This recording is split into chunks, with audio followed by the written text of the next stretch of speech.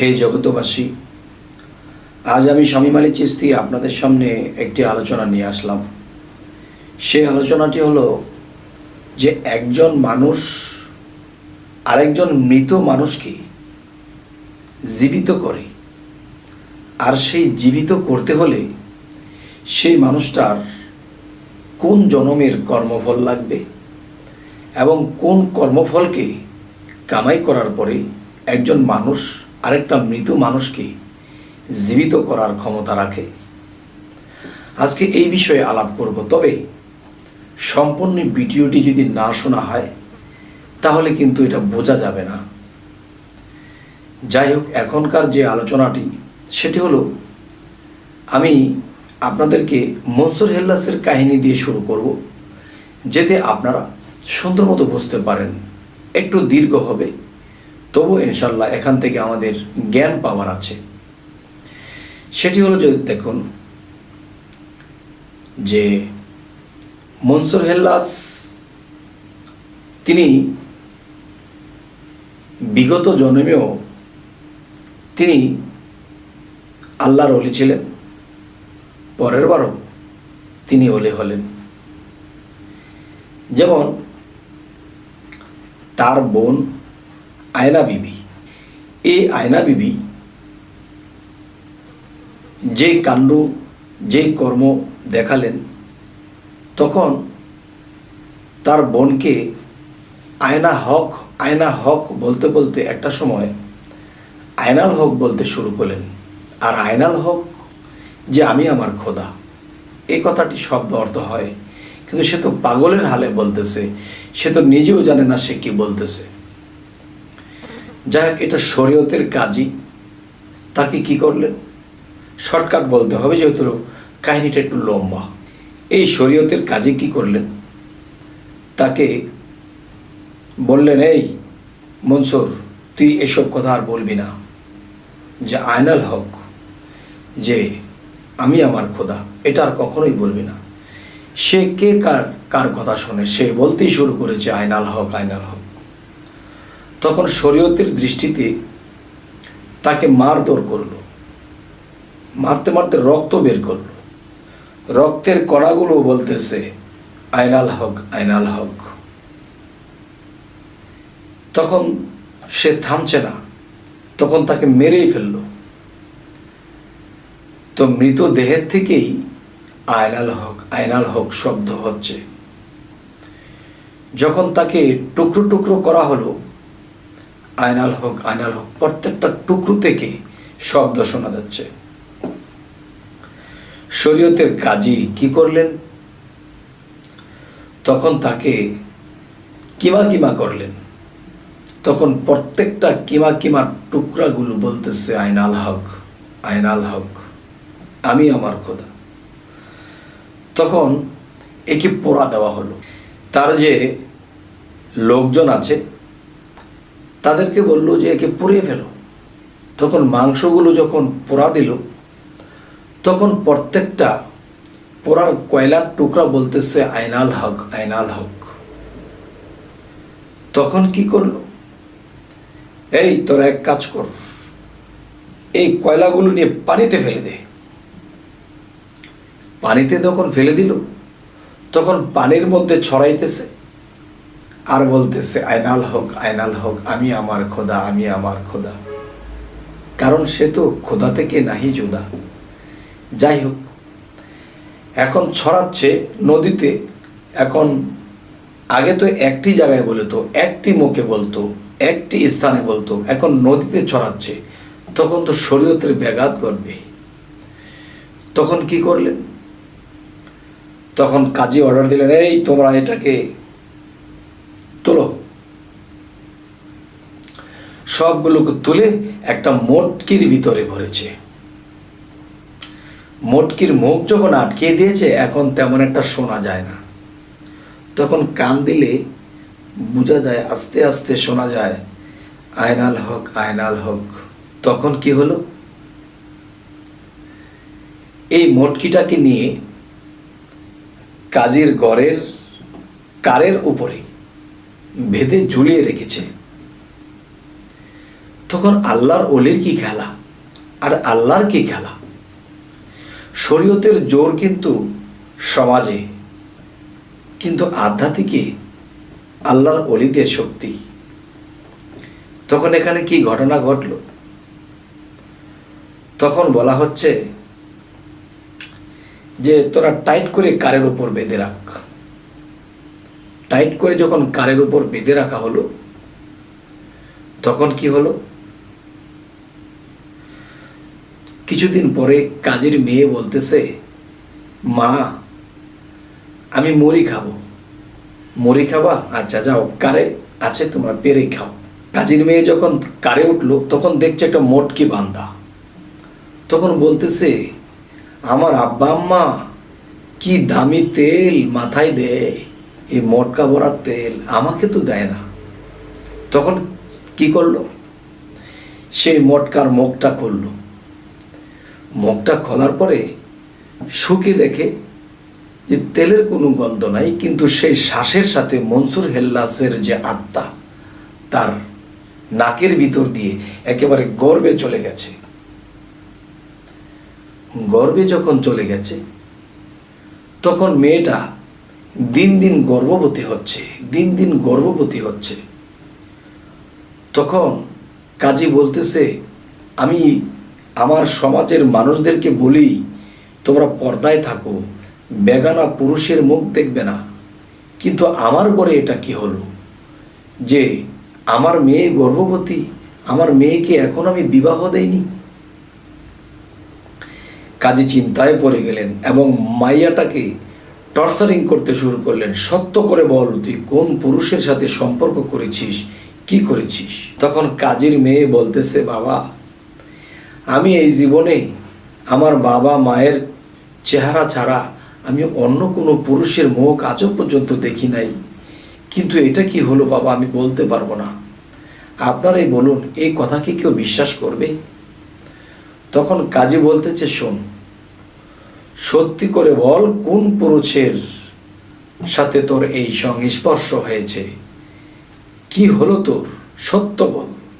তখন কাজী কিছু মারধর করেছে, তার মেয়েকে মারধর করে একটা ঘরের মধ্যে আটকে রেখেছে, যে সমাজের লোক যদি জানতে পায় তাহলে আমার সব গেছে, মান সম্মান সব গেছে। তখন মেয়েটাকে ঘরের মধ্যে রেখে বাইরে বের হতে দেয় না, ওখানে খাবার দাবার দিতেছে, চলতেছে। এরকম করতে করতে বেশ কিছুদিন চলে যাওয়ার পরে যখন তার গর্ভ, তার যখন সময় হলো তখন বাচ্চা কাচ্চা হবে, তখন তার ব্যথা উঠেছে। তখন বলতেছে, মা গো তুমি আমাকে রক্ষা করো মা, তুমি তো জানো এই সময়ে একজন মেয়ে মানুষের কি হাল, কি অবস্থা, তুমি তো একজন মা, আমিও তো তোমার গর্বে ছিলাম, কত কষ্টের জীবন, তুমি আমায় রক্ষা করো মা। তখন মা বলতেছে, তুই মরে যা, তোর মতো মেয়ের দরকার নেই, শরীয়তের দৃষ্টিতে সে তো অপরাধী। তখন তার মাও যাইতেছে না, কিন্তু মায়ের কান্না, মেয়ের কান্না কতক্ষণ সয়ে থাকা যায়। একটা সময়ে সে গেল মেয়ের কাছে, গিয়ে মেয়েকে উদ্ধার করলো। তখন তার একটা সন্তান ভূমিষ্ঠ হলো। তখন কি হলো, এই সময়ে কাজী এসেছে, এই কিরে তোকে আমি এই করে যাইতে নিষেধ করেছি। তখন বলতেছে, হাতে এটা কি? হাতে তো এই মেয়ের বাচ্চা হয়েছে, এই বাচ্চার মুখ দেখানো যাবে না কাউকে, আমরা নিজেরাও দেখবো না, তাকেও দেখতে দেওয়া যাবে না। একটা সালার চট দিয়ে বাচ্চাটাকে পেঁচিয়ে জঙ্গলার মধ্যে নিয়ে এই কাজী বাচ্চাটাকে ফেলে দিয়ে এসেছে। তখন কি হলো, তখন সেই কাজী এমনই এক কাজ করলো, ঠিকই ফেলে দিয়ে আসলো। তখন মায়ের যখন জ্ঞান ফিরল, মা, ও মা, আমার সন্তান, কোন মুখে বলিস তোর সন্তান? তুই তো কোনো পুরুষের মুখ দেখিস নি, তাহলে তুই কিসের সন্তানের কথা বলছিস? চুপ হয়ে যা। তখন বলছে যে, মা, আমার ঘরে কি মানুষের বাচ্চা হলো না কুকুরের বাচ্চা হলো না কি হলো, আমাকে এক নজর দেখাও মা। তখন বলেছে, ঠিকই বলেছিস, তোর ঘরে একটা কুকুরের বাচ্চাই হয়েছে আর সেটাকে জংলায় ফেলে দিয়ে এসেছে। হায় হায় মা, আমাকে এক নজর দেখাও মা। কিন্তু কাজী এই অবস্থায় তাকে মারতে যাচ্ছে। যাই হোক, এরপরের ঘটনা কি হলো, এরপরে যা হলো, তখন সেই বাচ্চাটি জংলার মধ্যে ফেলে দিয়ে এসেছে। সেই জংলার মধ্যে যে বাঘ ছিল, সেই বাঘের তো বাচ্চা মারা গেছে। এখন এই বাঘ তো দুধের যন্ত্রণায় আর বাঁচে না। তখন জংলার মধ্যে একটা স্থানে যখন বাঘটি বসলো, তখন বাঘ অনুভব করছে যে আমার দুধ কেউ খাচ্ছে। তখন দেখে একটা মানুষের বাচ্চা, এবং সেই মানুষের বাচ্চা বাঘের দুগ্ধ সে চষতে শুরু করছে। তখন বাঘ যখন আরাম অনুভব করতেছে, তখন এই বাচ্চাটাকে আর খায়নি, এই বাচ্চাটাকে টাইম টাইম মতো এসে দুধ খাইয়ে যায়। তো আস্তে আস্তে এই বাঘের দুধ খেয়ে মনসুর হেল্লাস সাবালক হলেন। বাঘের সাথে খেলা করতে করতে সে বাঘের রূপ ধারণ করতে পারেন। তো এখন আমি যে কথাটি বলতে চাচ্ছি, যে আল্লাহর খেলা, আল্লাহর মায়ের, দুনিয়ার ভাইয়ের। দেখেন তখন কি হলো, এই মনসুর হেল্লাস যখন জংলা থেকে সে সমাজের দিকে হাঁটতে হাঁটতে গেলেন, তখন রাস্তার ধারে সে বসে আছে। তখন পাশে দিয়ে কয়েকটা লোক বলতে বলতে যাচ্ছে, জানিস এবার রাজার বাড়িতে সার্কাস খেলা হবে, আমরা সবাই দেখতে যাব। এখন মনসুর বলতেছে, এ ভাই শোনেন, কি রাজার বাড়িতে সার্কাস খেলা দেখায়? রাজাকে জিজ্ঞাসা করবেন যে আমাদের দেশে এমন একটা লোক আছে, সেই লোকটা মানুষ, কিন্তু সে বাঘ হয়ে খেলা দেখাতে পারে, সাক্ষাৎ বাঘ হয়ে যাবে, বাঘ হয়ে খেলা দেখাতে পারে। যদি আপনি যদি হুকুম করেন, তাহলে সেই লোকটাকে আমরা সার্কাসের বদলে সেই মানুষটি বাঘ হয়ে খেলা দেখাবে। তখন এই লোকগুলো যখন রাজাকে জানালো, তখন রাজা বলল, আমার দেশে এমন একটা লোক আছে যে মানুষ বাঘ হয়ে খেলা দেখাতে পারে। তখন কি হলো, তখন রাজা বলল যে হ্যাঁ, এরকম একটা লোক আমাদের দরকার। তখন কি হলো, এই মনসুর হেল্লাস বাঘ হয়ে খেলা দেখানোর জন্য সে স্টেজে চলে গেল। স্টেজের মধ্যে দাঁড়িয়ে মনসুর বলতেছে, হে লোক সকল, আমার কথা শুনুন। আমার কথা হলো যে আমি যখন মানুষ হয়ে দাঁড়িয়েছি, আমি এই মুহূর্তে বাঘ হয়ে যাব, কিন্তু সকলে শুনে রাখুন, আমি যখন বাঘের রূপ ধারণ করব, তখন কিন্তু কেউ আমাকে যেন আঙ্গুল দিয়ে না দেখায়। যদি আঙ্গুল দিয়ে আমাকে দেখায়, তাহলে কিন্তু আমি তার গার মোটকে তার রক্ত খেয়ে চলে যাব। তখন রাজামশাই সকলকে বলে দিলেন, তোমরা কেউ আঙ্গুল দিয়ে দেখাবে না, শুধু দেখবে। তো এখন কি হলো, এখন রাজা সবাইকে বলে দিল, এই তোরা কেউ আঙ্গুল দিয়ে দেখাবি না। তখন মনসুর হেল্লাস যখন বাঘ হয়ে গেল, আর যখন গর্জন করছে বাঘ হয়ে, তখন রাজার কোলে বসা রাজার ছোট্ট ছেলে, 3-4 বৎসরের ছেলে, সেই ছেলেটি বলতেছে, বাবা ওই যে বাঘ, ওই যে বাঘ। তখন সেই বাঘ রাজার কোল থেকে বাচ্চাটাকে ঘাড় মোটকে রক্ত খেয়ে চলে গেছে, বাচ্চাটা মরে গেল। হায় হায়, এটা কি হলো? তখন কি হলো, ওই দিক দিয়ে কি ঘটনা ঘটেছে। কাজী যখন দেখবেন আগের দিনের জংলায় মানুষে বাথরুম করতে যাইতো, পানির ঘটি নিয়ে যখন কাজী সাহেব দৌড় দিয়েছিল, তখন পথের মধ্যে যে মরা গরু ছিল, এই মরা গরুর মধ্যে লাথি লেগে মরা গরুটা তো উঠে দৌড় শুরু করেছে। তখন কাজী বলল, কিরে, আমার লাথি লেগে মৃত গরুটা দৌড় শুরু করেছে জীবিত হয়ে। ওহ, আমি তো সাধারণ কেউ না, আমি তো অনেক পাওয়ারশীল, আমার তো অনেক ক্ষমতা। তখন তার স্ত্রীকে বলেছে, স্ত্রী বলল, হায় হায়, তাহলে তো আপনি অনেক কামেলদার। তখন তার স্ত্রীর কাছে বলেছে, তার স্ত্রী তার কাছে বলেছে, তার স্ত্রী তার কাছে বলেছে, বলতে বলতে বলতে বলতে তখন রাজামশাইয়ের কানে চলে গেছে। রাজামশাই শুনতেছে যে আমার দেশে এমন একটা লোক আছে যার লাথি লেগে একটা মৃত জীবিত হয়ে যায়। তাহলে আমার দেশে এমন একটা লোক আছে, তাহলে সেই লোকটাকে ডাকো, সেই লোকটাকে ডাকো যেন আমার ছেলেকে সেই কাজী লাথি দিয়ে ভালো করে দেবে। তখন কাজীর কাছে যখন রাজার পক্ষতে সেনার দল পাঠিয়ে দিল, এসে বলতেছে, হে কাজী সাহেব, আপনাকে রাজা বলেছে যে আপনি রাজার ছেলেকে লাথি দিয়ে ভালো করে দেবেন, কারণ রাজার ছেলে মৃত্যুবরণ করেছে। তখন কাজী বলতেছে, ঠিক আছে, তো আমাকে একটু সময় দিন। তখন ঘরের মধ্যে একটা মুরগি মরে গেছে।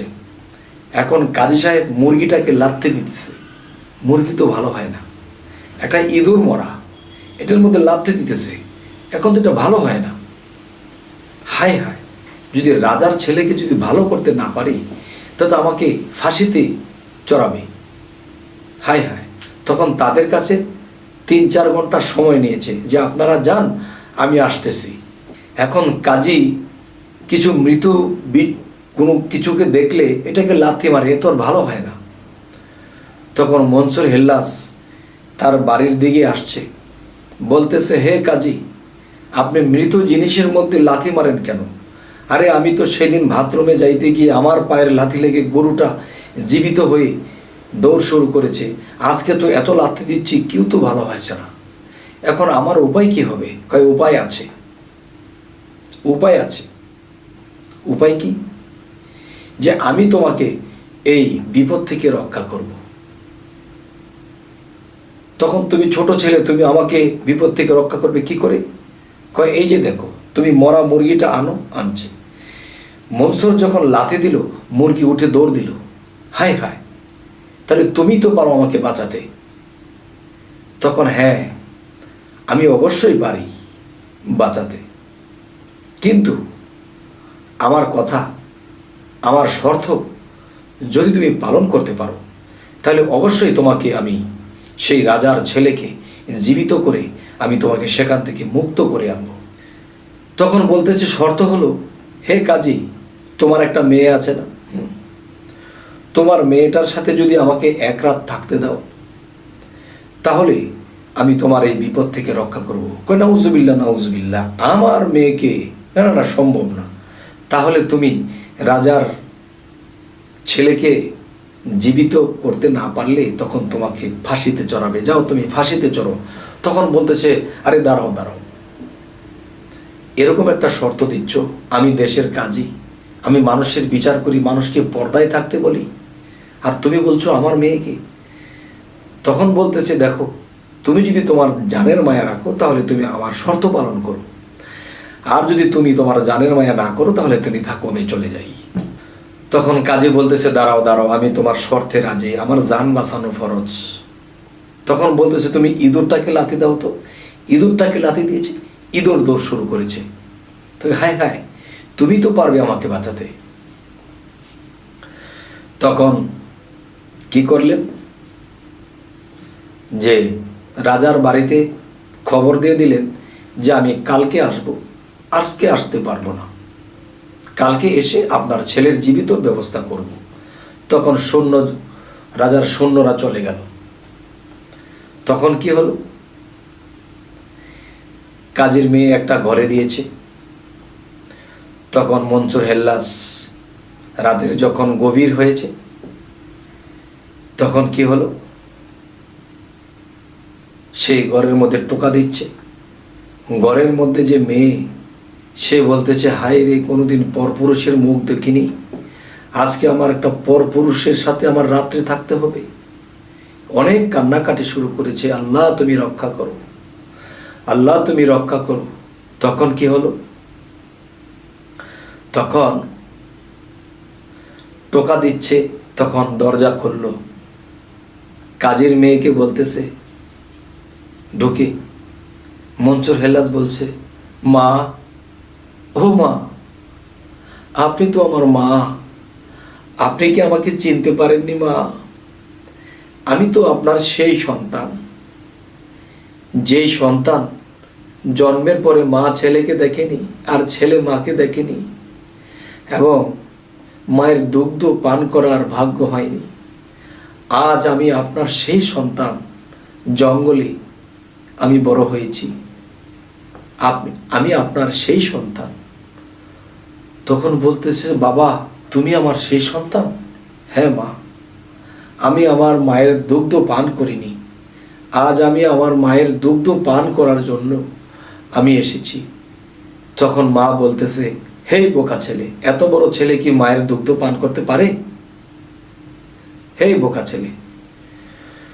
তখন বলতেছে, মা, আপনি আমাকে বিসমিল্লাহ বলে আমাকে ধরুন, আমি ছোট্ট শিশু হয়ে যাব। যখন আমার দুগ্ধ পান করা হয়ে যাবে, মাগো, আমাকে বিসমিল্লাহ বলে ছেড়ে দিবেন, আমি সেই আগের মতো হয়ে যাব। তখন মা কি করলেন? ছেলেকে যখন বিসমিল্লাহ বলে ধরলেন, ছেলে ছোট্ট শিশু হয়ে গেল। আর এই ছোট্ট শিশু মায়ের দুগ্ধ পান করলো। আল্লাহর কুদরতে দুগ্ধ নামতে শুরু করেছে। সেই দুগ্ধ পান করার পরে মা যখন বিসমিল্লাহ বলে ছেড়ে দিয়েছে, ছেলে আগের মতো হয়ে গেছে। সুবহান আল্লাহ। আল্লাহ বিসমিল্লাহর বরকতে সব কিছু পারে। তাই আমি বলবো, সকাল যখন হলো, তখন ঘর থেকে যখন ছেলে মনসুর বের হবে, তখন কাজী তো নিচের দিকে তাকিয়ে থাকে, হায় হায় রে, আমি কাজী, কি হলো আজি? আমি কি এমন চেয়েছিলাম? কিন্তু এমন তো চাইনি, কিন্তু তার কর্মফল তাকে এটা দিতে বাধ্য হয়েছে। তখন কি করলো? ঘর থেকে বের হয়ে বলতেছে, হে কাজী, চলো, আমার কাজ শেষ হয়েছে, তোমার কাজ শেষ করব। তখন কাজীকে যখন নিয়ে রওনা দিল, রাজার বাড়িতে যখন চলে গেল, তখন রাজার বাড়িতে যাওয়ার পরে এই মনসুর বলতেছে যে, এই কাজী আপনার সন্তান ভালো করে দিতে পারবে না বা জীবিত করে দিতে পারবে না। এখন এই জীবিত কাজী করুক বা আমি করি, কিন্তু আপনার সন্তান জীবিত হওয়া কথা। রাজা বলতেছে, হ্যাঁ ঠিক আছে। তখন মনসুর হেল্লাজ বলতেছে, মাথায় হাত দিয়ে বাচ্চাটাকে বলতেছে, এই বাচ্চা, উঠে দাঁড়াও, আমি মনসুর বলছি, এই বাচ্চা উঠে দাঁড়াও। তখন তো বাচ্চা উঠে দাঁড়িয়েছে। উঠে দাঁড়িয়ে দেখতেছে রাজার কোলের মধ্যে গিয়ে ধরেছে, বাবা, এত মানুষ কেন, আমি এখানে কেন? তখন রাজা তো শরীয়তের কান্ডারি, তাই বলবো, রাজা মশাই বলতে লাগলো, হ্যাঁ মনসুর, তুমি বলেছ আমি মনসুরের হুকুমে, হেই বাচ্চা উঠে দাঁড়াও, তুমি একথা বললে কেন? তুমি বলবে আল্লাহর হুকুমে উঠে দাঁড়াও, জীবিত হও। তুমি বলেছ কেন যে আমি মনসুরের হুকুমে? হে মনসুর, তুমি আমার ছেলেকে আবার বলো, তুমি আল্লাহর হুকুমে দাঁড়াও। তখন মনসুর বলতেছে, দেখেন, কোরআন হাদিস যাই কিছু পড়েন, দেখবেন আল্লাহ যাকে একবার দুনিয়াতে মৃত্যু দেয় তাকে আর জীবিত করবেন না। আল্লাহর ওয়াদা, আল্লাহকে ঠিক রাখতে দিন, কিন্তু আল্লাহ কখনো আপনার ছেলেকে ফেরত দেবে না। আল্লাহটা আল্লাহ নিয়ে গেছে, এখন আমি মনসুর আপনার ছেলেকে ফেরত দিয়েছি। তখন বলতেছে, তোমার দেওয়া সন্তান আমি নেব না, আল্লাহর দেওয়া সন্তান আমি নেব। তখন বলল যে আল্লাহর সন্তান আল্লাহ নিয়ে গেছে, আল্লাহ কখনো দুনিয়াতে ফেরত দেবে না, আমি মনসুর ফেরত দিয়েছি। তাহলে রাজা মশাই বলতে লাগলো, তাহলে তুমি মনসুরের দেওয়া সন্তানের আমার প্রয়োজন নেই। তখন কি হলো? তখন মনসুর বলল, ঠিক আছে, এই বাচ্চা তুমি চিরতরে মৃত্যুবরণ করো। ছেলেটির সাথে সাথে মৃত্যুবরণ করল। তখন কি হল? এখন বলতেছে, আমি যে এই কাজের সাথে এসেছি, কাজীকে নিয়ে এসেছি, এখন কি এই কাজের ঝামেলা শেষ হয়েছে? একে কি আপনার ছেড়ে দেওয়া যায়? এখন রাজা বলতেছে, ঠিক আছে, কাজী মুক্ত। তারা বিদায় নিয়ে চলে গেল, ছেলেকে দাফন করে আবার কবরে শোয়াই দিল। তাই আমি বলতে চাই, এই পৃথিবীর সমস্ত শরীয়তের লোক যারা শুধু শরীয়ত করে, আমার এই কথাগুলো শুনলে তারা হিমশিম করবে, বুঝতে পারবে না। কিন্তু আমি বলবো, আল্লাহ একটি রূপ নয়, আল্লাহর রূপের কোনো শেষ নেই, আল্লাহর রূপের কোনো অন্ত নেই। যে লক্ষ কোটি আকার ধরে সাজিলে তুই নিরাকার, এত রূপ যে ধরতে পারে, তোমরা কি বলো গো তারে? হয় কি না হয় বেহুত রূপে সেই আকারই আপনার। এই মনসুরের মধ্যে আল্লাহ বিলীন হয়ে গেছে, আল্লাহ বিলীন হয়ে মনসুরের মুখে কথা বলেছে। এখন এই বিশ্বব্যাপী আল্লাহ যিনি, তিনি লক্ষ কোটি আকার দলেই তিনি নিরাকারের দেশে আছে। আর যারা বুঝে গেছে, তখন যারা নিজেকে চিনেছে, তারা আল্লাহকে চিনেছে। তাহলে এই পৃথিবীতে যারা নিজেকে না চিনেছে, ততক্ষণ পর্যন্ত আজকে আমি যে আলোচনাটি করেছি কেউ বুঝবে না। আর যারা নিজেকে চিনেছে, তারাই একমাত্র এই কথাটা মানবে, বিশ্বাস করবে। তবে হে জগতবাসী, আজকের এই আলোচনার বিষয়টা কি বোঝানো হলো অবশ্যই আমাকে জানাবেন। তবে এরকম আলোচনাগুলো সামনে যেন আর একটু ভালো করে করতে পারি, তাই আমাদের চ্যানেলটিকে সাবস্ক্রাইব করে আমাদের সাথেই থাকুন। পরবর্তীতে দেখা হবে। তো আজ এ বলেই রাখবো, সকলে ভালো থাকবেন। আল্লাহ হাফিজ।